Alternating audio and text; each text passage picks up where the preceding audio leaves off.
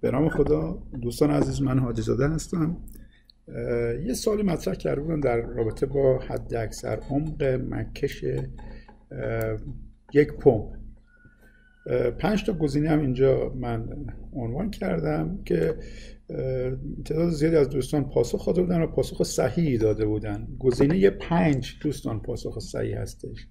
ببینید، اثبات میشه که عمق مکش برابر است با فشار محیط تقسیم بر رو ضرب در جی چگالی آب ضرب در شتاب ثقل منهای RNPSH پمپ به علاوه فشار بخار آب روژ به علاوه تلفات خط مکش خدمتتون عرض شود که به علاوه سرعت سیال در خط مکش پمپ. خب ببینید دوستان، این تقریبا حدود 10 متر 10.5 متر میشه.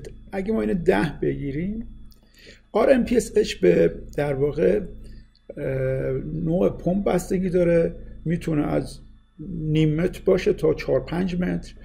PV به فشار بخار آب بستگی داره، به دمای آب بستگی داره، میتونه عدد کوچکی باشه.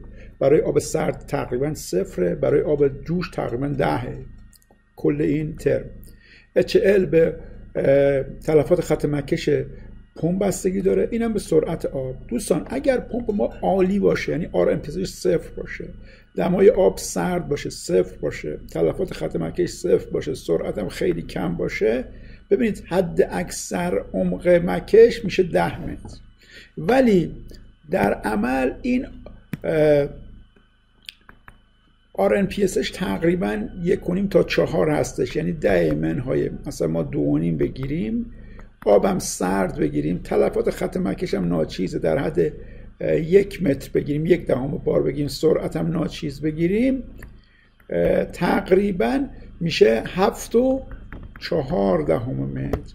دوستان پس بنابراین توسط هر وسیله‌ای، هر نوع پمپی بخواهیم آب را مکش کنیم، در بهترین حالت بیشتر از 10 متر نمی باشند.